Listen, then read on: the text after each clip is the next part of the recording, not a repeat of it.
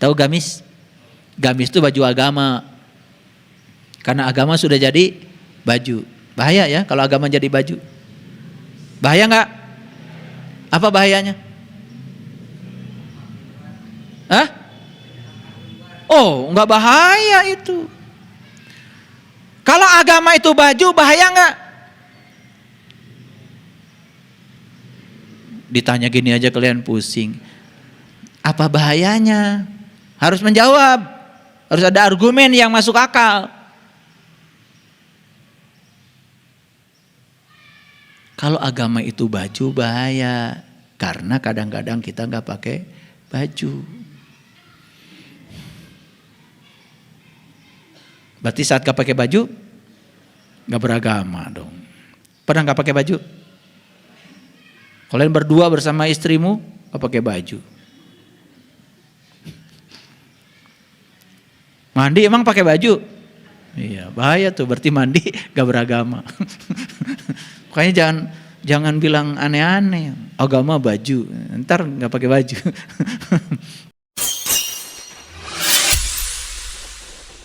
Sesungguhnya awal agama itu adalah makrifatullah, mengenal Allah.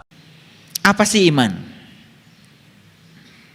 Nah kalau kita lihat definisi iman dari Rasulullah, kan iman tuh kata Nabi, al-iman tasdikun bil qalbi, wa ikrarun bil lisan, wal amalun bil arkan. Jadi iman tuh sama, 3. 1, pembenaran oleh kolbu.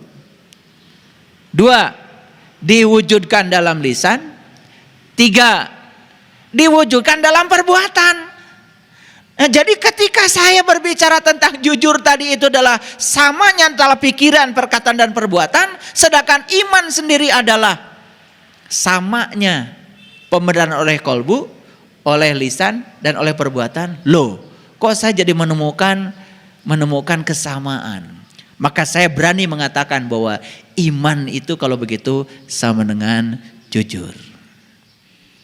Ini adalah hasil perenungan yang sangat dalam. Gak sembarang ini mahal ilmunya nih. Jadi kalau gitu iman itu sama dengan apa? Jujur. Jadi kalau begitu orang yang beriman cirinya apa? Jujur. Yang tidak jujur, ulangi. Ciri orang yang beriman, yang tidak jujur. Kok lemes suaranya? Ulangi lagi. Orang beriman cirinya apa? Jujur. Karena iman dengan jujur ternyata sama definisinya. Jujur itu sama dengan perpikiran, perkataan dan perbuatan. Saya jelaskan dulu pikiran yang mana, bukan pikiran yang liar.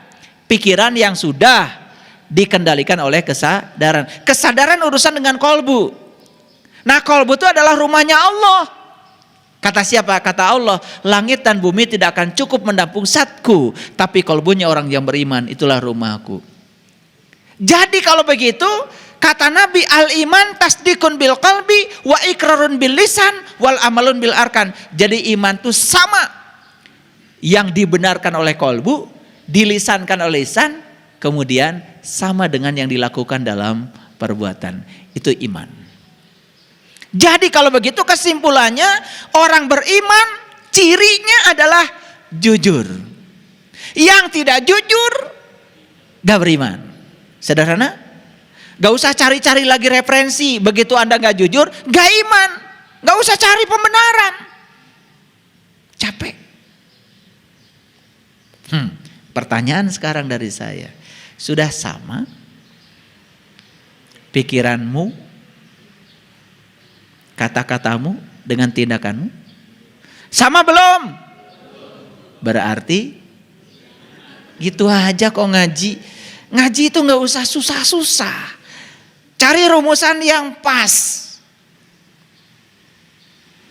Ada gak orang, mohon maaf ya, dia hidup di lingkungan agama, terserah agamanya apa.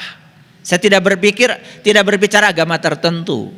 Karena bagi saya, mohon maaf ya, bagi saya, ya baik itu bukan soal agamanya apa. Baik itu menurut saya soal kualitas diri kalau menurut saya. Lalu kenapa kalau gitu kita perlu beragama? Ya, kita perlu beragama supaya kita ini tidak usah cari-cari model untuk jadi orang baik. Makanya para leluhur kita sudah mewariskan kepada kita agama. Supaya kita nggak usah cari-cari model untuk jadi orang baik. Gini-ginilah sederhananya. Bikin rumah bagusan mana pakai gambar dengan enggak? Pakai gambar kan? Lebih bagus tanya arsitek kan? Biar nggak terlalu ngawur. Apakah bisa bikin rumah tanpa gambar?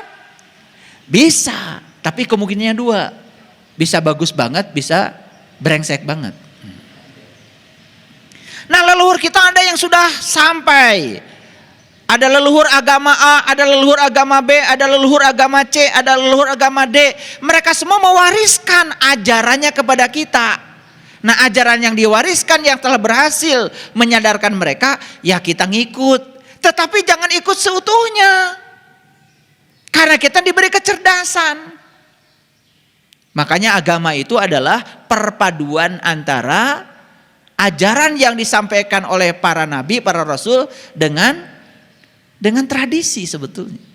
Makanya agama itu berkembang di mana berbeda karena yang membuat beda itu tradisinya. Gitu. Jadi kita boleh beragama Islam, boleh, bagus. Tetapi tidak mesti jadi orang Arab. Anda boleh beragama Hindu? Boleh. Tapi tidak mesti jadi orang India kan? Apakah saya boleh beragama Nasrani? Boleh. Dan tidak mesti menjadi orang Israel. Apapun agamamu, tetap saja jadi orang Indonesia.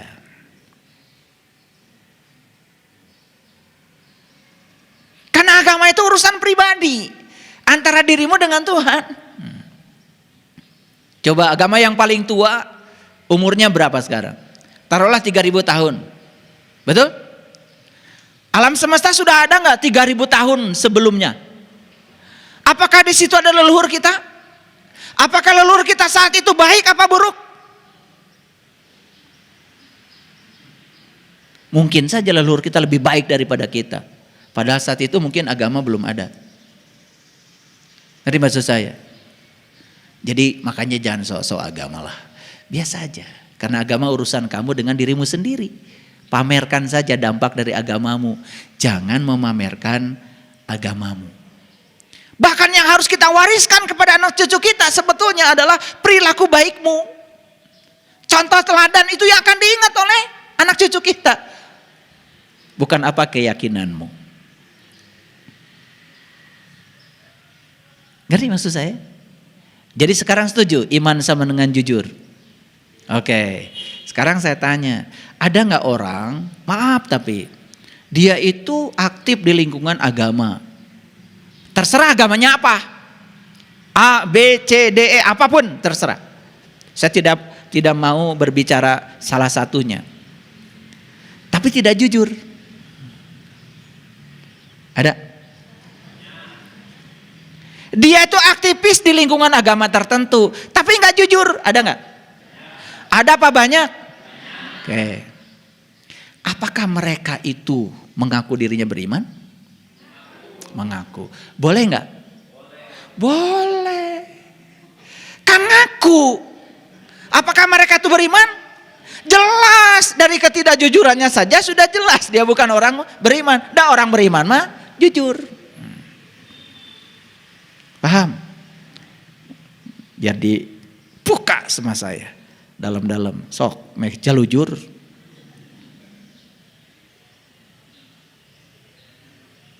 Ya.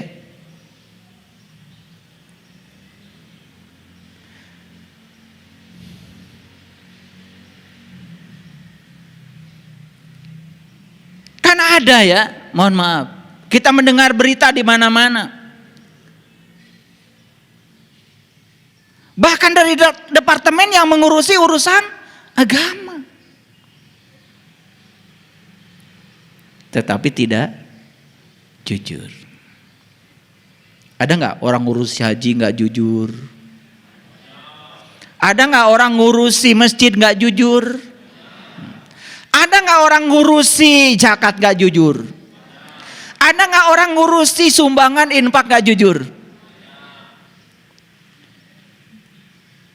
Apakah mereka itu beriman? Tidak. Apakah mereka mengaku beriman? Ya pasti yang diuruskan zakat, infak, masjid, tempat ibadah, haji, umroh. Yang diurusi urusan-urusan agama. Ngerti maksud saya ini? Ya, gak apa-apa lah ya, kita buka sedikit ya. Biar wawasannya terbuka. Nah, jadi iman itu sama dengan jujur, percaya. Sekarang, yakin. Nah, itu iman definisi Nabi, bukan iman definisi kebanyakan orang. Karena kalau ditanya orang-orang beriman, iman apa artinya percaya? Yang penting mah saya percaya. Tahun dipikir andai. Nah, iya nu aneh. Bisa percaya wah buktina. Kan percaya itu kata Nabi, ya, iman itu kata Nabi, tasdikun bil qalbi. Qalbi itu adalah baitullah, baitullah rumahnya Allah. Kita itu yakin kepada Allah kalau kita sudah tahu rumahnya dan tahu cara berkunjung ke rumahnya dan kita bisa bertatap wajah di rumahnya. Disuguhan deh ku Allah. Baru tasdikun bil qalbi itu begitu. Sehingga apa yang dibenarkan oleh qalbu baru dilisankan. Nah, lisan ini tidak boleh menyampaikan sesuatu yang tidak dibenarkan oleh qalbu. Sama dengan lisan ini gak boleh ngomong yang tidak disaksikan oleh mata atau tidak didengar oleh telinga. Coba bayangkan ya, alat bersaksi di tubuh kita dua, satu mata, dua telinga. Mendengar itu bisa bersaksi, melihat juga bersaksi. Nah, tiba-tiba lisan kita ngomong, gak ada info dari mata, gak ada info dari telinga, kan bohong.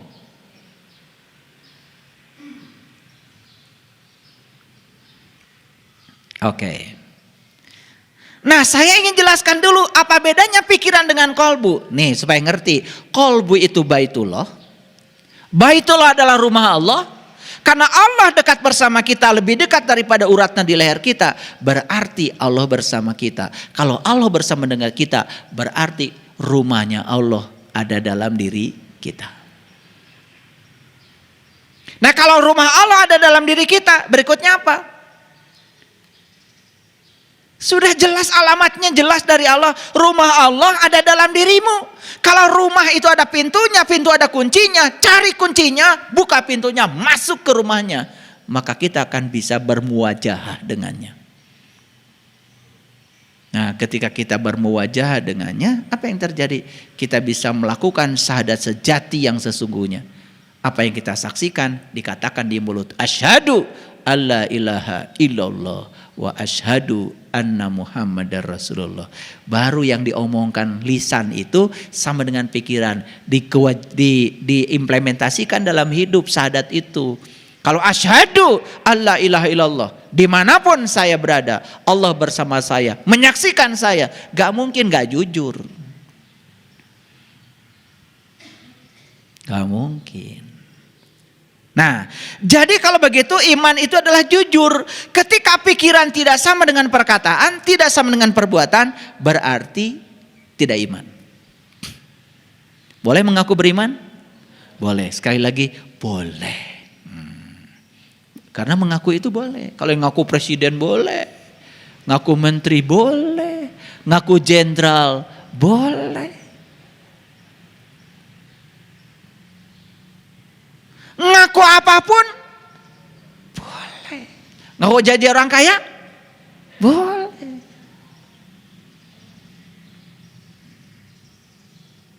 Paling capek, betul nggak? Kemana-mana harus pakai mobil. Tiap mau pakai mobil pinjem. Karena ngaku jadi orang kaya, ya kan? Ketika ketemu teman-teman harus traktir. Untuk traktir pinjem. Riweuh nggak? Nggak apa-apa. Boleh kok ngaku apapun boleh. Ya. Nah, yang paling penting itu bukan ngaku, tetapi di aku. Oke, baik, sekarang kita lihat ayatnya. Jadi tidak jujur itu berarti menipu siapa? Menipu siapa? Oke, baik, kita lihat ya ayat ini. Bismillahirrahmanirrahim. Camkan buat semuanya, apalagi yang baru hadir di sini. Wa minan nasi may yaqulu amanna billah wa bil yaumil akhir wa ma hum bimu'minin. Di antara manusia ada yang mengatakan kami beriman kepada Allah dan hari kemudian, padahal mereka itu sesungguhnya bukan orang yang beriman. Boleh nggak mengatakan kami beriman? Boleh, boleh.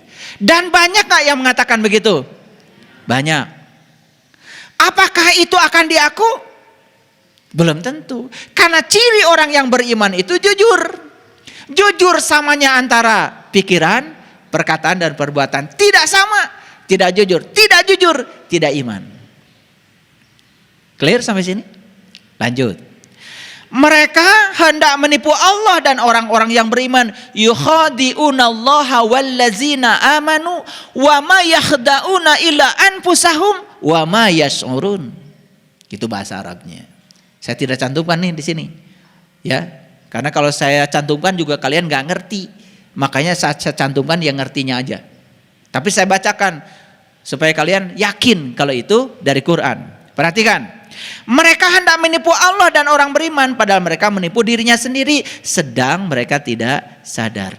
Nah, kebanyakan orang-orang yang mengaku beriman ini tidak sadar kalau dirinya bukan orang beriman.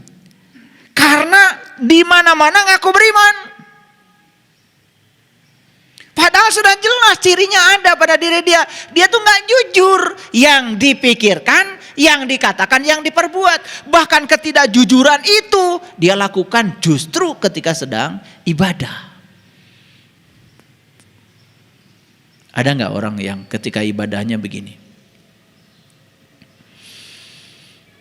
Rabbi gfirli warhamni wajburni warfa'ni warzuqni wahdini wa'afini wa'fu anni. Ada? Ada? Ada. Bagus? Bagus. Sedang apa itu? Sedang ngatur-ngatur Allah. Sedang ngajarin siapa? Ngajarin Allah. Padahal di awal pembukaan tadi dia mengatakan, ya, inna sholati wa nusuki wa mahyaya wa mamati lillahi rabbil alamin la syarikalah wa bizalika umirtu wa ana awalul muslimin. Di awal tadi dia mengatakan, sesungguhnya saya orang yang berserah diri kepadamu ya Allah. Kalau berserah diri kepada Allah harusnya siap diatur Allah. Tetapi di bagian gerakan sholat berikutnya, Rabbi gfirli warhamni wajburni warfa'ni warzuqni wahdini wa'afini wa'fu'ani. Berlawanan enggak dengan yang dia katakan? Berlawanan apa tidak? Jawab dong. Suka kalian baca kalimat yang berlawanan itu? Di awal kalian bilang wa ana awalul muslimin, saya orang yang berserah diri kepadamu, bahkan kalian mengatakan wa bizalika umirtu, apapun yang kau perintahkan padaku aku taat padamu. Tetapi di bagian tengah tadi kalian membacakan kalimat yang jelas-jelas berlawanan dengan deklarasi kalian di awal. Pernah berpikir itu? Pernah memikirkan enggak? Luar biasa memang kalian ini. Melontarkan kalimat yang berlawanan sampai tidak terasa. Keren. Keren, luar biasa. Saya kadang-kadang suka mikir, apa saya yang salah gitu. Tapi kan saya dikasih kecerdasan oleh Allah untuk menganalisis. Tapi begitu saya sampaikan begini, ini terasa nggak ngajinya? Terasa? Masih banyak sebetulnya yang tidak koheren, tidak selaras ucapanmu yang satu dengan ucapanmu yang lain. Bahkan itu dilakukan ketika kalian katanya sedang sholat. Itulah pentingnya ikut pelatihan sholat khusyuk itu. Ntar saya perbaiki semuanya. Kalau saya berbicara begini, berarti saya tahu cara memperbaikinya. Oh, baru pada nangis tuh kemarin yang ikut pelatihan sholat khusyuk.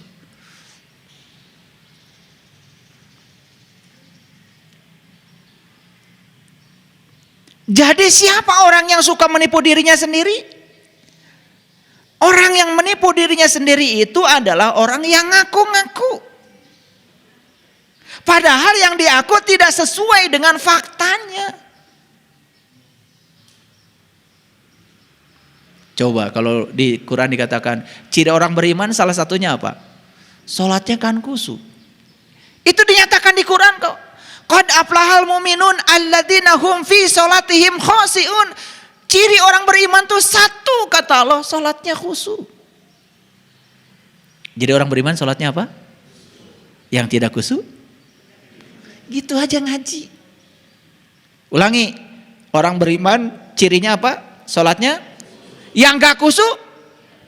Gitu aja kok.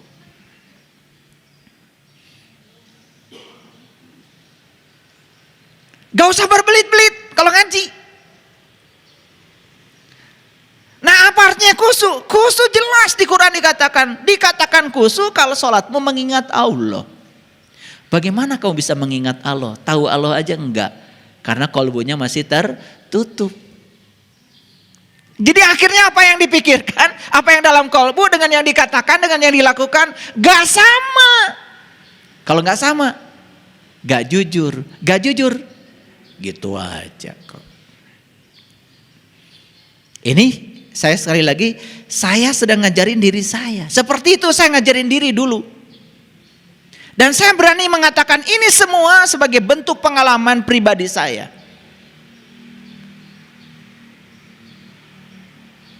Saya pernah mengalami kebingungan dengan semua yang harus saya katakan. Mohon maaf. Kenapa saya bingung? Karena saya memikirkannya. Kenapa kalian tidak bingung? Karena kalian gak peduli. Bahkan sama sekali tidak memikirkannya. Baca ini, baca itu, baca aja. Itulah hebatnya kalian. Pokoknya kalian luar biasa. Baik, kita teruskan. Fi qulubihim maradun fazadahumullahu marada walahum adzabun adim bima kanu yaksibun. Walahum adzabun alim bima kanu yaksibun.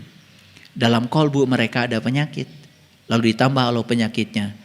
Bagi mereka siksa yang pedih. Siksa yang pedih itu dari mana? Bukan dari Allah.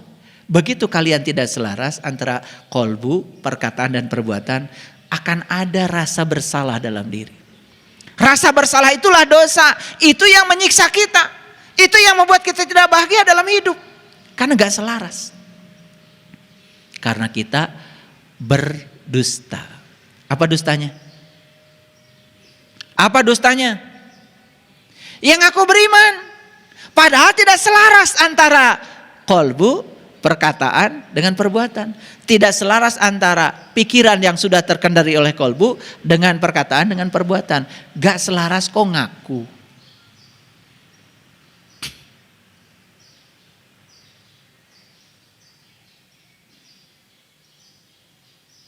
Ada gak orang rajin ibadahnya, rajin juga nyolongnya? Ada gak? Ada apa banyak? Lah kenapa begitu? Karena dia tidak mendalam belajar. Kalau mendalam belajar, kalau dalam belajar, saya kalau sudah duduk merenung tafakur, saya suka takut oleh diri saya sendiri. Jadi saya sampai pada titik di mana saya tidak berani mengucapkan kalimat-kalimat itu, terlalu agung. Saya takut tidak sesuai dengan perilaku saya, itu saja yang saya takutkan. Terlalu agung. Nah, sekarang kita bahas dusta. Jelas ya, dusta itu adalah tidak selarasnya antara kolbu, perkataan dan perbuatan. Tidak selarasnya antara pikiran, perkataan dan perbuatan. Itu namanya dusta. Nah, kita lihat untuk orang yang berdusta apa hadiahnya. Lihat ya.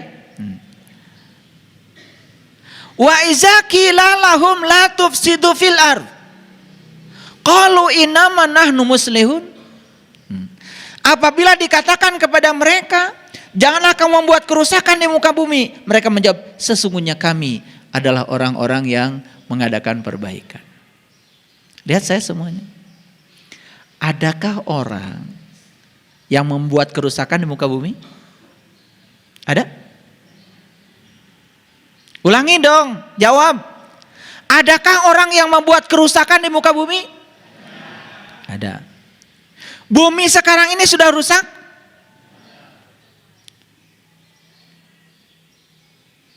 Dulu, zaman dulu, kadar oksigen di muka bumi ini 45%. Pada saat itu hutan yang ada di permukaan bumi ini utuh. Di Papua utuh, di Kalimantan utuh, di Sumatera utuh, di Jawa utuh, di Sulawesi utuh, di semua provinsi utuh hutan. Di seluruh dunia juga utuh. Di Amerika, di Afrika, semuanya utuh. Saat itu permukaan bumi memiliki kadar oksigen 45%. Berapa sekarang kadar oksigen di muka bumi? Kadar oksigen di muka bumi sekarang ini sudah di bawah 35%. Akibatnya apa? Akibatnya semakin ke sini manusia semakin kerdil, kekurangan oksigen. Karena otak manusia itu sebetulnya otak manusia itu yang makanannya oksigen.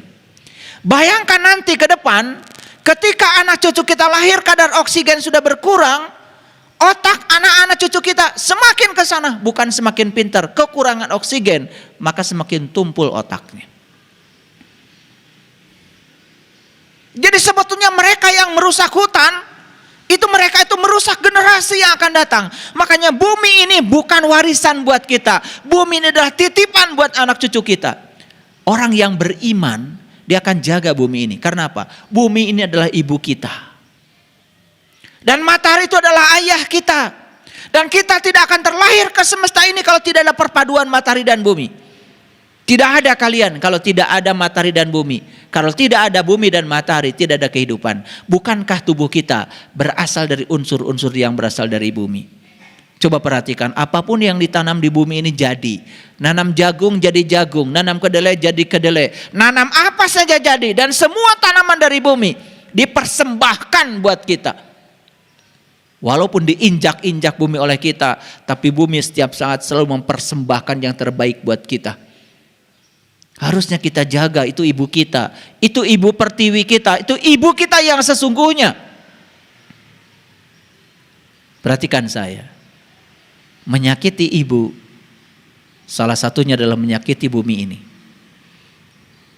Makanya sekarang bumi mengalami ketidakseimbangan. Betul? Banjir bandang di mana-mana.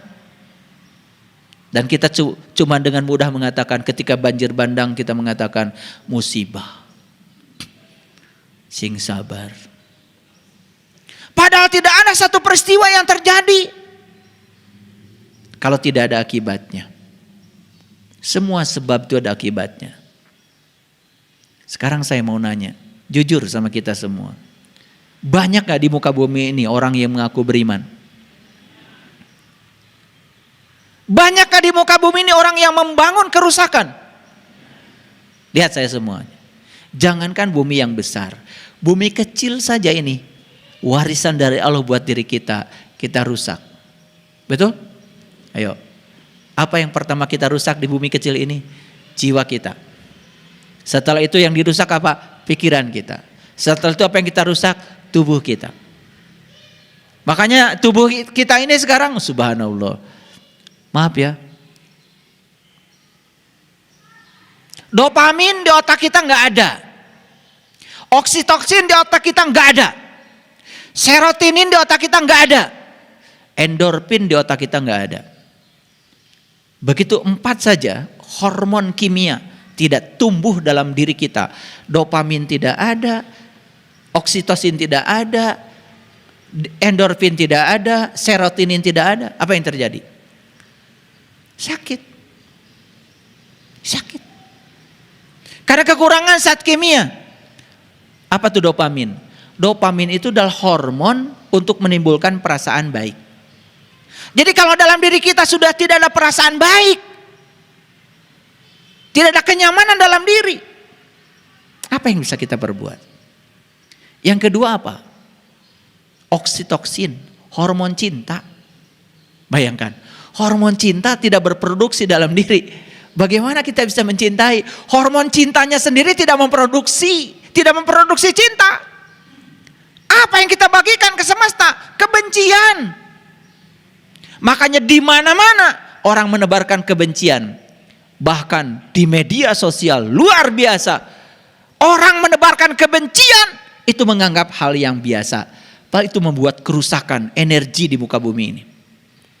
Yang ketiga yang disebut dengan hormon endorfin. Hormon endorfin itu apa?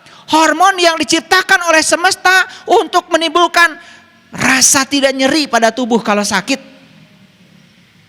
Makanya orang sakit dikit aja langsung dikit saja sakit langsung ya mengeluh. Kenapa? Gak ada hormon endorfin dalam dirinya. Dan yang keempat, tidak ada serotonin. Serotonin itu adalah hormon yang menimbulkan suasana hati yang menyenangkan. Kalau suasana hati sudah tidak menyenangkan, sudah kemurungsung. Kalau sudah kemurungsung, apa yang terjadi? Konflik. Karena apa? Lihat saya semuanya. Konflik kita dengan orang lain itu datangnya dari mulut kita. Dan kenapa mulut kita mengatakan kata-kata yang penuh konflik? Karena datang dari pikiran kita. Ketika kita masih konflik dengan pikiran kita, maka kita pun akan berkonflik dengan orang lain. Cuman apa bedanya? Bedanya konflik dengan diri kita lewat pikiran, konflik dengan orang lain lewat mulut. Bayangkan ya, orang yang pikiran dan mulutnya tidak terjaga, bahkan tidak sama antara yang dipikirkan dengan yang dia katakan. Luar biasa. Jangan heran kalau di semesta ini sekarang banyak konflik. Mohon maaf, ngajinya rajin, praktek agamanya luar biasa, tetapi motorik. Kayak robot, tidak ada kesadaran. Ya sudah, konflik di mana-mana. Mengerti? Oke, lanjut. Jadi orang-orang yang membuat kerusakan di muka bumi, apakah itu orang beriman? Bukan. Ciri orang beriman itu tidak membuat kerusakan. Lanjut. Ingatlah sesungguhnya mereka itulah orang-orang yang membuat kerusakan, cuma mereka tidak sadar. Banyak orang membuat kerusakan di muka bumi ini tidak sadar. Ya, saya kalau pergi dulu ke hutan, cuma ngambil itu apa, regang-regang pohon yang sudah ditumbangkan oleh orang, itu saya sudah mulai nangis di situ. Saya sering bicara dengan nenek saya, ya, kenapa kita mesti mengambil ranting-ranting ini? Dan kata nenek, ini kan ranting dari pohon yang sudah ditebang, kenapa mesti ditebang pohonnya? Bagaimana semesta menumbuhkan pohon-pohon besar itu? Bahkan kita lagi tidur pun semesta terus berkarya menumbuhkan pohon-pohon yang besar itu untuk penadah air. Dan sekarang ya tempat-tempat yang tinggi gak ada pohon besarnya. Lalu air tidak lagi bisa tinggal di sana. Air terus menuju tempat yang lebih rendah. Akibatnya apa? Banjir bandang tidak bisa dihindari lagi. Di mana sekarang? Coba. Di tanah Jawa apa lagi? Di mana sekarang? Ya, bukit-bukit yang masih ada pohon sudah mulai jarang. Ditanami juga tidak. Dan itu semua perusakan hutan itu dilakukan oleh orang-orang yang mengaku beriman. Karena pasti mereka mengaku beragama. Sedih bukan? Padahal kalau kita lihat tadi definisi iman, definisi jujur luar biasa. Baik, kita lihat selanjutnya. Apabila dikatakan kepada mereka, berimanlah kamu sebagaimana orang lain telah beriman. Mereka menjawab, akan berimankah kami sebagaimana orang-orang bodoh itu beriman? Ingatlah sesungguhnya mereka lah orang-orang bodoh, tetapi mereka tidak tahu. Orang-orang yang mengaku beriman ini, kalau disuruh beriman, dia akan mengatakan, bagaimana saya bisa beriman seperti orang bodoh katanya. Kata Allah, kamu yang bodoh, karena kamu itu mengaku beriman, Kamu itu bukan orang yang beriman, cuman kamu tidak tahu. Bayangkan ya, yang seperti ini bertebaran di masyarakat kita. Orang-orang yang mengaku beriman itu bertebaran di masyarakat kita. Sementara mereka tidak punya ciri sebagai orang yang beriman. Ulangi, ciri orang beriman apa? Jujur. Berarti yang tidak jujur? Nah, gitu aja. Supaya ngajinya singkat dan jelas. Baik, kita lihat sekarang ayat selanjutnya. Dan bila mereka berjumpa dengan orang-orang beriman yang beneran imannya, mereka mengatakan, kami telah beriman. Dan bila mereka kembali kepada syaitan-syaitan mereka, mereka mengatakan, sesungguhnya kami sependirian dengan kamu. Kami hanyalah mengolok-olok. Inilah orang yang mengaku beriman. Allah akan membalas olok-olokan mereka dan membiarkan mereka terombang-ambing dalam kesesatan. Ulaikal ladzina ishtarawud dhalalata bil huda. Ulaikal ladzina ishtarawud dhalalata bil huda. Sebetulnya mereka ini mengombang-ambing diri dalam kesesatan mereka sendiri, bukan Allah. Mereka itulah orang-orang yang telah membeli kesesatan dengan petunjuk. Fama robihat tijaratuhum wa ma kanu muhtadin. Mereka tidaklah beruntung perniagaan mereka. Mereka juga tidak akan mendapatkan petunjuk. Hati-hati ya. Ketika kita tidak jujur pada diri kita sendiri, sebenarnya kita sedang membuat dinding yang tebal untuk membuat kita selalu tinggal dalam kegelapan. Yuk, kita jujur. Tanyakan sekarang pada diri kita, layakkah saya mengaku orang beriman? Kalau layak mengaku orang beriman, berikutnya, oke, saya orang beriman. Berarti tugas saya adalah menselaraskan apa yang saya pikirkan, harus sama dengan yang saya katakan, harus sama dengan yang saya lakukan. Kalau itu yang kita lakukan, perhatikan saya semuanya. Insya Allah kita tidak akan pernah mengalami penderitaan dalam kehidupan ini. Semua penderitaan berasal dari ketidakselarasan antara pikiran, perkataan, dan perbuatan. Silahkan ya, camkan kata-kata saya. Nah, perumpamaan mereka ini orang yang mengaku beriman, seperti orang yang menyalakan api. Maka ketika api itu menerangi sekelilingnya, Allah hilangkan cahaya mereka dan membiarkan mereka dalam kegelapan, tidak dapat melihat. Bayangkan ya, orang yang tidak dapat melihat karena berada dalam kegelapan selalu akan salah persepsi, selalu akan salah proyeksi. Pernah ada orang pergi ke gudang, kemudian dia lari terbirit-birit karena dia takut ular. Kenapa dia takut ular? Karena dia tidak bisa melihat. Karena dia yang dia lihat itu adalah kegelapan. Yang ada dalam kegelapan di gudang itu sebenarnya bukan ular, tapi yang ada adalah tambang. Yang ada adalah tali. Tapi karena dia melihat dalam kegelapan, dia pikir itu ular. Dan dia lari terbirit-birit, dan dia kemudian terjatuh, dan dia kemudian celaka. Apakah yang mencelakakan itu ular atau pikiran tentang ular? Yang mencelakakan dia bukan ular, tapi pikiran tentang ular. Apakah pikiran tentang ular sama dengan ular? Tidak, pikiran tentang ular itu adalah hayalan, itu fiksi. Dan umumnya kita semua, lihat saya, menderita dalam hidup bukan oleh objeknya, tetapi oleh pikiran tentang objek. Objeknya sendiri tidak pernah menderitakan kita, tapi pikiran tentang objek itu yang menderitakan kita. Pernah lihat ada orang kecelakaan? Kecelakaan itu objek. Ya kecelakaan, ya sudah, memang kecelakaan. Tapi pikiran tentang kecelakaan itu yang membuat orang sedih. Oke, mereka itu tuli, bisu, buta, dan mereka tidak bisa kembali. Perhatikan saya, orang-orang yang tidak jujur pada dirinya sendiri, itu ibaratnya seperti orang yang tuli, bisu, buta. Duh, luar biasa. Dan mereka tidak akan bisa kembali. Karena untuk bisa kembali kepada Allah, syaratnya satu, harus iman. Dan iman tadi apa? Selarasnya antara pembenaran oleh kalbu sama dengan pikiran, sama dengan perkataan, sama dengan perbuatan. Gitu. Nah, sekarang kita lihat ya beberapa uraiannya. Baik ya. Saya ingin bilang kalau orang jujur itu pemberani. Setuju nggak? Setuju ya? Kenapa? Karena ketika kita jujur di lingkungan orang-orang yang tidak jujur, bersiap-siaplah untuk terasing. Sekarang ini di kantor yang diasingkan bukan orang yang tidak jujur. Justru yang diasingkan itu orang yang jujur. Karena kebanyakan yang tidak jujur, yang jujur dianggap asing. Saking banyak yang tidak jujur, yang jujur dianggap aneh. Saking banyaknya orang yang sesat, yang mendapatkan petunjuk dianggap sesat. Ngerti maksud saya? Oke, lanjut.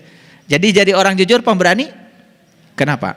Karena jadi orang jujur itu berarti berani mendengarkan suara hati kecil dalam diri yang disebut dengan suara kolbu.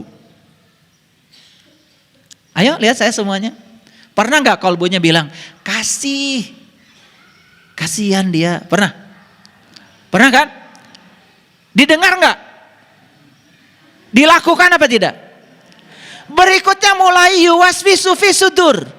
Mulai itu si pikiran, si setan yang dalam kegelapan tadi, pikiran yang gelap itu mulai memberikan bisikan. Enak aja, kerja enggak, kebiasaan. Udah mulai. Akhirnya nggak jadi memberi karena diliputi oleh pembenaran, oleh pikiran. Makanya saya kasih tahu nih buat kalian semua. Semua orang yang jujur bagi saya adalah pemberani. Mendengarkan suara kolbu itu perlu keberanian. Apalagi melakukannya. Jujur itu asli, artinya asli. Jujur itu menjadi diri sendiri. Jujur itu mengalami Tuhan. Jujur itu adalah realitas nyata. Dan saya berani mengatakan, semua orang yang tidak jujur di semesta ini adalah pengecut. Kenapa? Karena mereka cuma berani mendengarkan pikirannya. Dan apa yang didengarkan dari pikiran itu kepalsuan. Apalagi pikiran yang dalam kegelapan. Apalagi pikiran yang tidak tersinari oleh cahaya ilahi. Makanya melihat orang-orang yang pikirannya belum tersinari oleh cahaya ilahi, gelap gulita.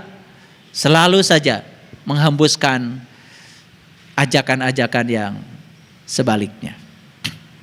Jadi tidak jujur berarti palsu. Tidak jujur berarti menjadi orang lain. Tidak jujur berarti tidak mengalami Tuhan. Tapi anehnya banyak orang yang tidak mengalami Tuhan tetapi mengaku religius. Aneh ya? Iya, karena sudah pakai gamis. Tahu gamis? Gamis itu baju agama. Karena agama sudah jadi baju. Bahaya ya kalau agama jadi baju. Bahaya nggak? Apa bahayanya? Hah? Oh, nggak bahaya itu. Kalau agama itu baju, bahaya nggak? Ditanya gini aja kalian pusing. Apa bahayanya? Harus menjawab. Harus ada argumen yang masuk akal. Kalau agama itu baju bahaya. Karena kadang-kadang kita nggak pakai baju. Berarti saat gak pakai baju, gak beragama dong. Pernah gak pakai baju? Kalian berdua bersama istrimu, gak pakai baju. Mandi emang pakai baju? Iya, bahaya tuh, berarti mandi gak beragama. Makanya jangan bilang aneh-aneh, agama baju, ntar gak pakai baju. Ya, agama itu jalan sebetulnya. Ya, jalan. Silakan, lewat jalan manapun silakan. Yang penting tekun di jalan masing-masing. Baik, kita teruskan. Nah, orang yang tidak jujur itu bedanya dengan orang yang jujur. Lihat saya, orang jujur itu dia itu mengalami realitas yang nyata. Orang yang tidak jujur mengalami moralitas sosial. Lihat moralitas sosial bedanya gini. Ini, lihat saya. Ada orang 1000 di kantor. 900 orang tidak jujur. Demi untuk moralitas sosial, maka Anda korbankan ketidakjujuran Anda. Dan Anda ikut bersama-sama orang yang tidak jujur. Karena banyak. Itu namanya moralitas sosial. Nah tanya pada diri kita masing-masing sekarang. Ini moralitas sosial ini banyak gak sekarang? Banyak. Makanya ada ceritanya. Jadi di hutan itu katanya ada raja hutan namanya harimau. Suatu saat harimau ini mengundang semua rakyatnya. Tujuan dari undangannya cuma satu. Rakyatnya ingin dimintai pendapat tentang itu, rumahnya harimau. Tahu nggak rumahnya harimau? Jadi harimau ini punya rumah di hutan dan ingin dinilai oleh rakyatnya, ini rumahnya ini seperti apa.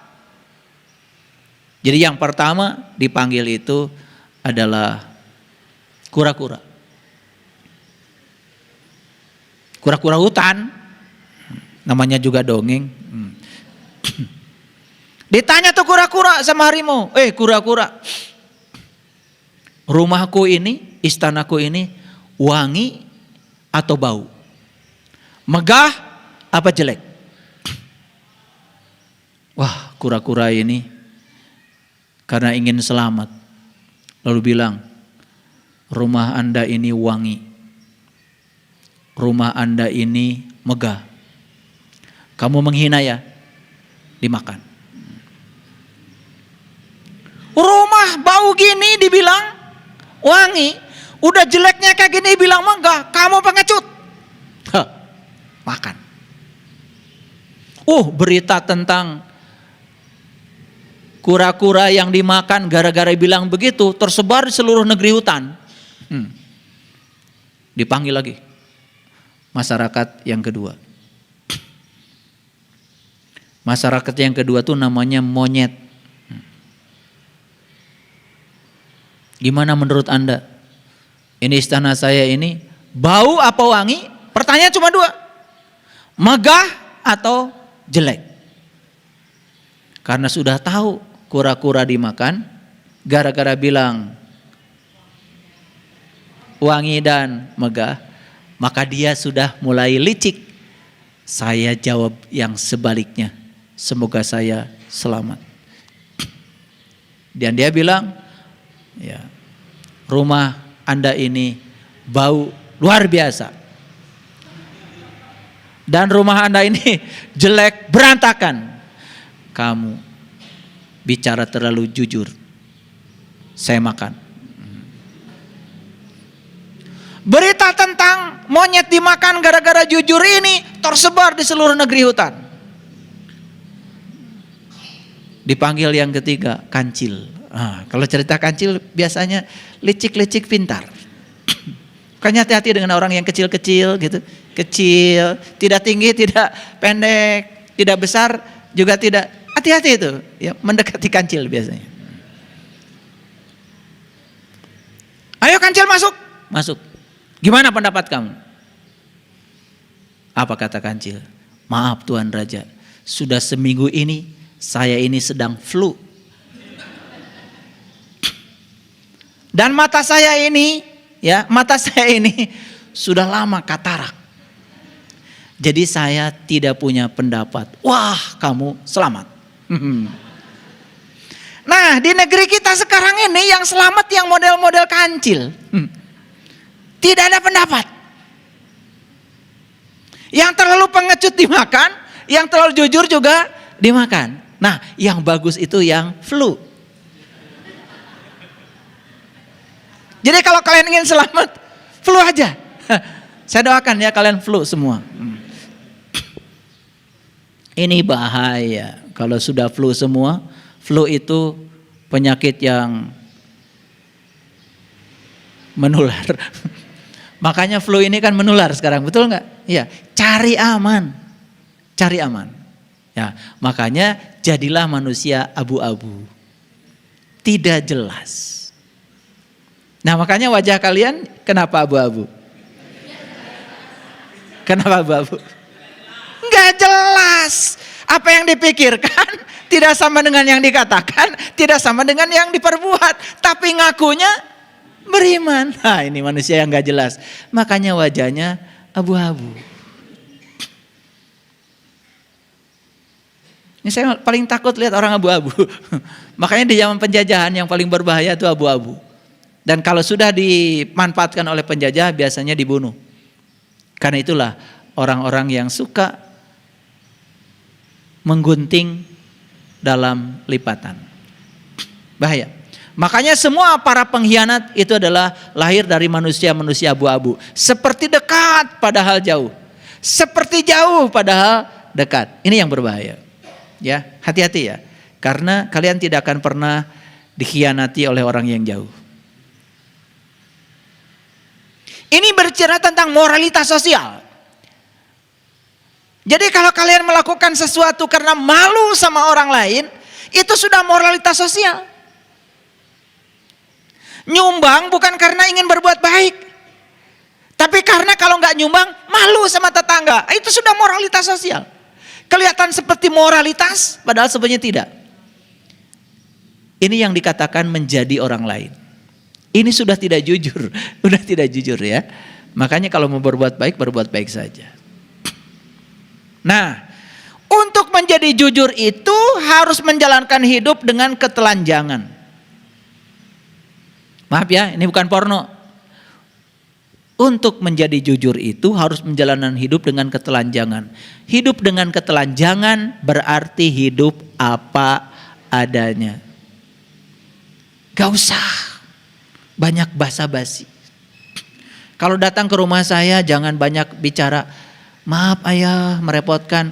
Kalian tuh sudah merepotkan. Terus mau apa lagi? Jadi nggak usah maaf merepotkan. Kalau habis makan ya cuci sendiri. Buat apa pakai maaf merepotkan? Kalau habis makan harus dicuciin saya.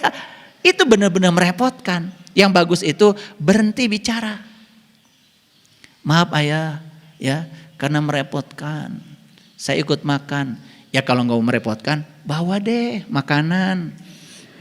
Biar dimakan bersama. Kan gitu yang bagus, betul nggak? Ini saya sedang jujur. Daripada ngomong terus seperti bagus, nah dikatakan. Ini latihan melepaskan yang tadi itu. Tapi kalau bawa sesuatu ke saya, jangan ingin dibilang baik oleh saya. Itu kemelekatan lagi. Kalau mau ngasih ya ngasih aja.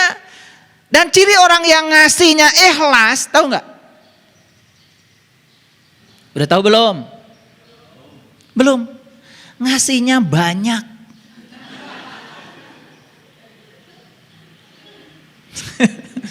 Jadi jangan suka ngomong gak apa-apa ya sedikit cuy yang penting ikhlas. Sedikit itu tanda gak ikhlas. Karena yang ikhlas itu pasti ngasihnya banyak. Itu aja. Ini soal kejujuran. Menghargai diri. Kejujuran itu menghargai diri. Dan siap mempertahankan segalanya. Tetapi ketika dicemooh, gak apa-apa, dia berharga. Jadi saya ingat ceritanya Ayah Sartono kemarin di restoran. Berkali-kali dibully oleh istrinya sendiri. Gara-gara apa? Semua panitera-paniteranya beliau di pengadilan kaya raya. Sementara beliau yang hakim bahkan ketua pengadilan hidupnya miskin. Sampai tidak cukup gaji sebagai hakim, dia ngajar tiap sore. Ngajar tiap sore. Karena dia tidak mau dikasih, dia tidak mau disuap. Dia ingin menjadi hakim yang jujur dan selalu saja disingkirkan. Tetapi begitu sudah pensiun sekarang, umur beliau sekarang 81 tahun. Dan saya tanya, kenapa umur ayah anda bisa 81 tahun dan sehat? Masih bisa naik sepeda gunung? Ternyata syaratnya satu, jujur. Apa yang beliau pikirkan sama yang dikatakan sama yang diperbuat. Makanya beliau tidak pernah mau disuap. Itu yang menyebabkan beliau sehat. Dan kata beliau, ini bukan kata saya. Semua anak-anak buah beliau yang tidak jujur banyak penyakitan. Dan ternyata banyak yang mati di usia muda. Pengen umur panjang? Jujur. Itu aja kok, sederhana. Dan untuk jujur itu memang ya ada risiko. Tetapi saya yakin Suatu saat orang akan melihat kita berharga. Orang tidak akan pernah mempermainkan kita. Saya ini pernah monef. Tahu monef? Monitoring dan evaluasi. Saya diutus ke daerah-daerah untuk monef. Bagaimana pelaksanaan hibah dari negara yang uangnya miliaran. Dan setiap saya monef ke daerah, itu pasti ya sudah ada suguhan. Amplop setebal ini dan lain-lain. Dan begitu saya lihat amplop, saya foto langsung saya kirim ke Jakarta, stop bantuan untuk daerah sini. Saya tidak usah ke sekolah, saya tidak usah kemana-mana, hanya dengan melihat amplop di hotel di mana saya tinggal, itu cukup bagi saya. Dan alhamdulillah, saya tidak pernah diangkat lagi jadi monep. Syukur alhamdulillah. Karena monep yang dikehendaki bukan yang begitu. Ya. Yang begitu, bukan yang begitu. Yang jalan terus, uang negara jalan ke situ dan bagi-bagi. Saya ini memang tidak pernah punya penyakit flu. Makanya lihat kan wajah saya nggak pernah abu-abu kan? Iya, iya. Wajah saya nggak pernah abu-abu. Ya, seperti ini wajah saya. Ya. Jujur itu bukan juga keterpaksaan. Dan saya kasih tahu pada kalian semua, begitu kita jujur akan menimbulkan sukacita yang tak terbatas. Dan kita yang merasakan. Dan jujur juga adalah karakter yang tidak dibudidayakan. Awas ya, karena ada karakter jujur tapi dibudidayakan. Jadi pura-pura jujur. Jadi ada sekarang ini budidaya kejujuran, tetapi itu adalah karbitan. Jujurnya di sekolah, di luar sekolah enggak jujur. Di masjid, di tempat pengajian jujur, di luar enggak. Itu namanya karakter yang dibudidayakan. Makanya yang dibudidayakan itu tidak mahal. Ini Ayah Asep saya kasih tahu. Ayah, saya kemarin kedatangan tamu dari Arab, cari pohon gaharu. Tapi gaharu yang tumbuh di hutan, tidak dibudidayakan. Itu 1 kilonya kulitnya itu bisa sampai 1 miliar. Saya ingat Ayah Asep. Saya bilang Ayah Asep punya pohon gaharu, gak saya sebut di mana, takut dicari orang. Mau gak? Saya bilang saya antar. Sebentar pertanyaannya, dibudidayakan apa tidak? Ya dipelak. Wah kalau itu cuma 50.000 katanya. Waduh saya ongkos ke Ayah Asepnya aja udah lewat 50.000. Yang gak jadi deh. Jadi yang dibudidayakan itu umumnya itu murah. Yang asli itu yang tumbuh secara alami. Tidak budidayakan. Jadi kejujuran yang alami tidak dibudidayakan itu mahal. Tapi kejujuran yang dibuat-buat. Jujur ketika di kantor, jujur ketika di masjid, di luar itu enggak. Ini dibudidayakan namanya. Itu murah. Nah oleh karena itu semua yang dibudidayakan biasanya palsu. Yang dibudidayakan biasanya semu. Yang dibudidayakan biasanya plastik. Makanya ada operasi plastik. Nah, tahu operasi plastik? Iya, operasi plastik. Jadi hidung kurang mancung, dimancungin. Apakah semua itu menjadi bagus? Ternyata semuanya jelek.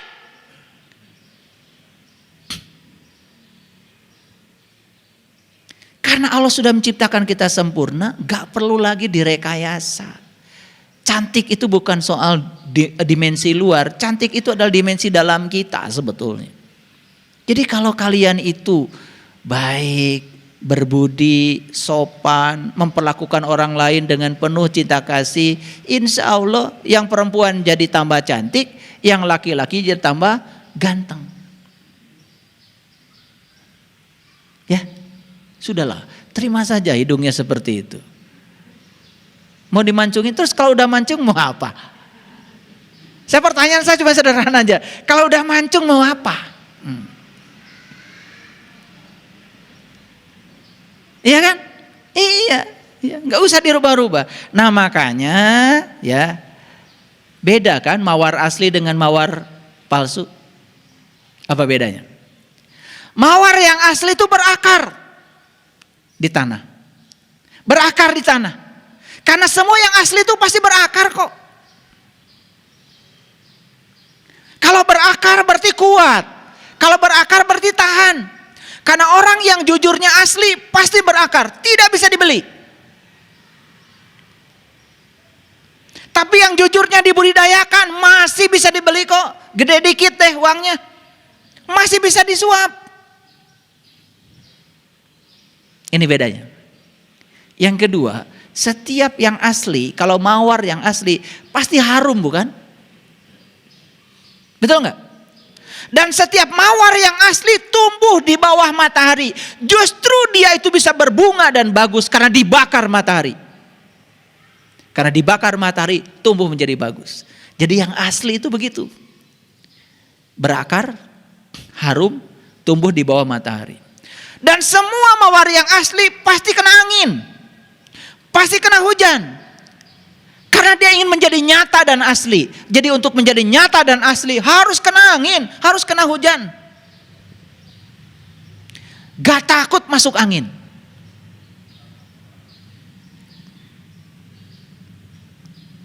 Dan mawar yang asli kadang-kadang kelopaknya harus jatuh.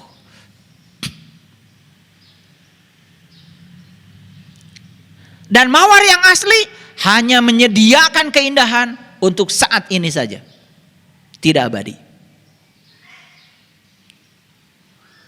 Makanya orang yang hidup saat ini, di sini, sekarang asli. Yang suka terlempar ke masa lalu dan terlempar ke masa depan, palsu. Itu ego, itu pikiran palsu. Mawar yang asli bisa lenyap. Karena dia mengalami kelahiran, dia mengalami kematian, dan dia sadar. Tidak takut mati. Karena setiap kematian akan disertai dengan kelahiran kembali. Mawar yang asli. Dan mawar yang asli hidup dalam bahaya. Jadi hati-hati para sahabat, semua yang asli hidup dalam bahaya. Betul? Batu akik asli, bahaya. Berlian asli, bahaya. Tas asli, bahaya.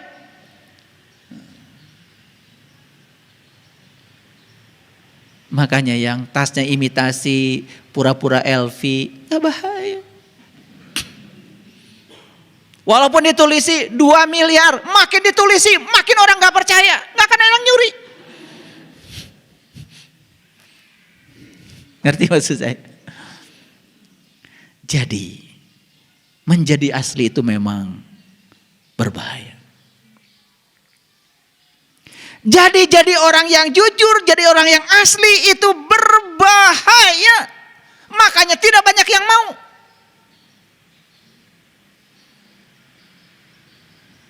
Tapi menjadi orang yang palsu, semuanya mau. Karena tidak berbahaya. Tetapi tidak berharga. Pertanyaan saya, mau jadi mawar asli, mawar palsu? Pasti kalau ditanya. Tapi kalau saya tanya, siap gak dalam bahaya? Mulai. Kalau ditanya, mau jadi mawar asli, mawar palsu? Jawabannya asli dong. Begitu saja, siap dalam bahaya? Tar dulu. Mawar yang palsu, mawar yang plastik, tahu? Sekarang bunga banyak yang palsu. Tidak butuh akar. Tidak perlu angin, tidak perlu hujan, tidak perlu matahari. Ditelan di mana? Siap. Tuh, yang palsu. Tidak butuh apapun. Kenapa tidak butuh apapun? Ya palsu. Dan semua yang palsu, cirinya apa? Tidak butuh penempaan. Saya lahir dari 11 bersaudara, anak ke-7. Anak pertama dibelikan mainan.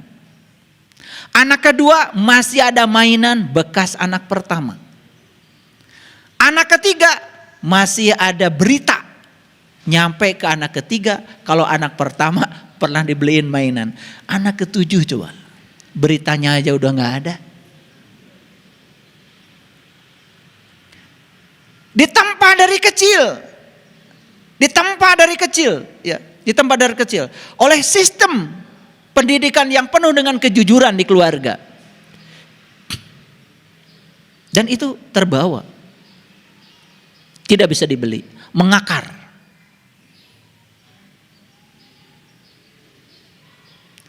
Tetapi kalau di sebuah keluarga terbiasa mendidik kebohongan kepada anggota keluarganya. Lihat, dia keluar dari rumah akan banyak berbohong. Bisa disogok. Dan semua yang orang-orang yang bisa disogok di jabatannya, sebetulnya dia sedang berkhianat kepada dirinya sendiri.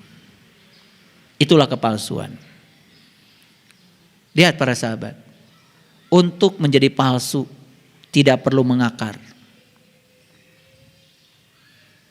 Tidak perlu. Lihat, anak-anak yang dikarbit dengan cara palsu, dibesarkan dengan cara palsu, dikasih jabatan, dikasih ini, dikasih ini, tidak mengakar.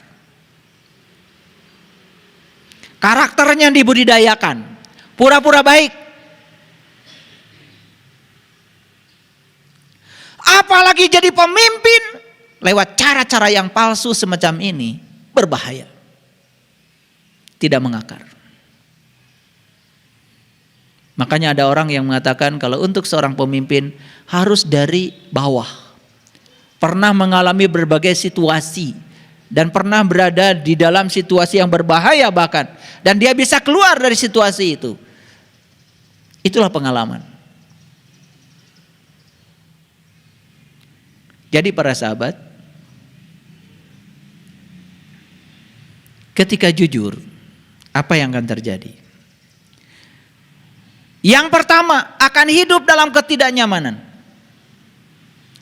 Dan saya kasih tahu, hidup dalam ketidaknyamanan itulah hidup yang layak untuk dihidupi. Berani?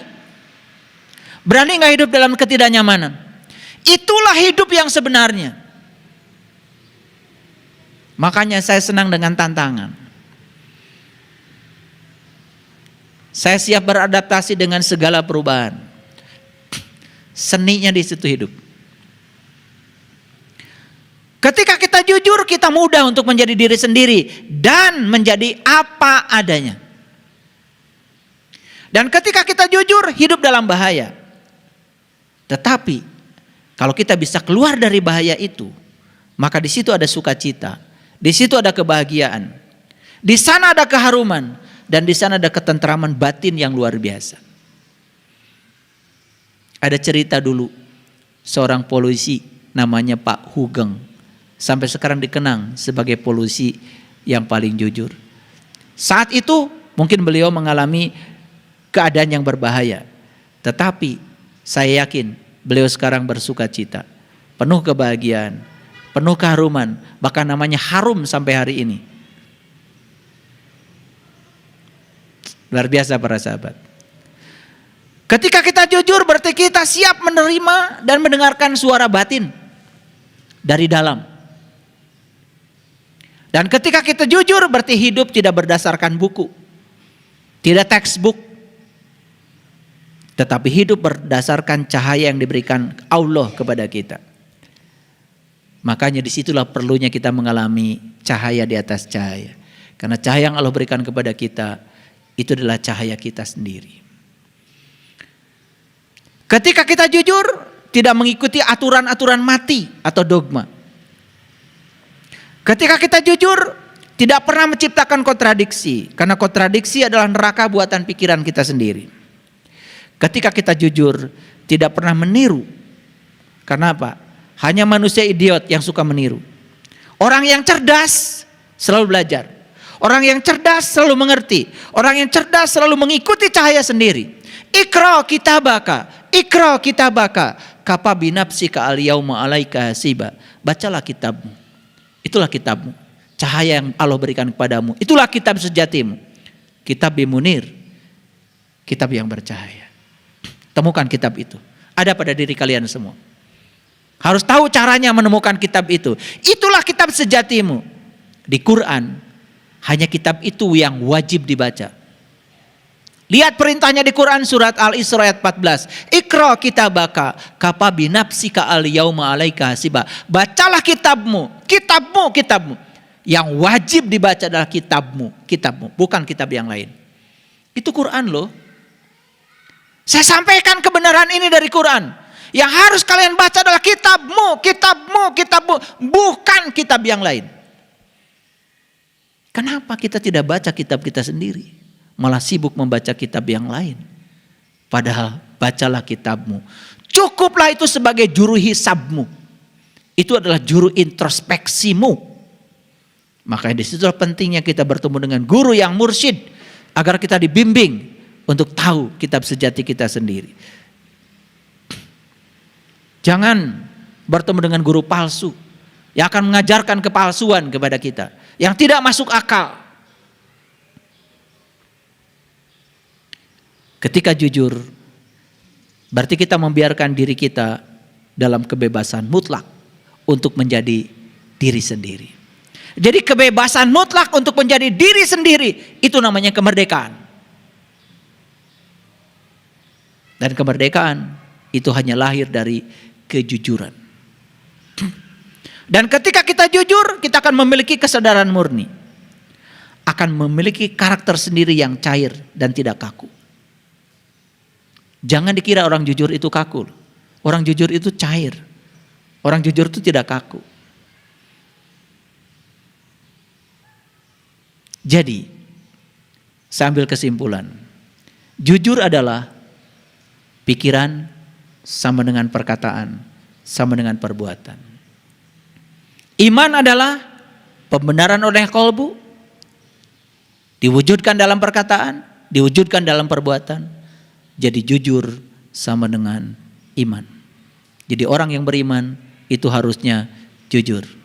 Makanya lihat slogan-slogan yang disampaikan dalam hadis. Kebersihan sebagian dari iman. Berarti kesimpulannya apa? Jujur adalah bersih. Jadi orang jujur itu bersih. Bersih lahirnya, bersih batinnya.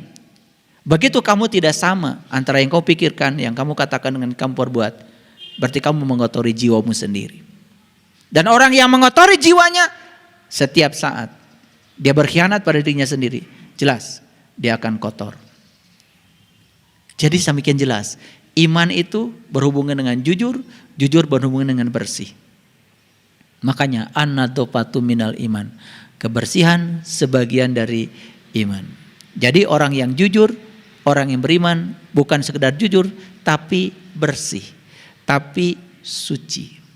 Cari uangnya bersih, pikirannya bersih, kata-katanya bersih, tindakannya selalu bersih. Luar biasa. Jadi pertanyaan terakhir dari saya, apakah kita layak mengaku sebagai orang yang beriman? Kalau layak, buktikan kalau Anda jujur. Terima kasih. Assalamualaikum warahmatullahi wabarakatuh.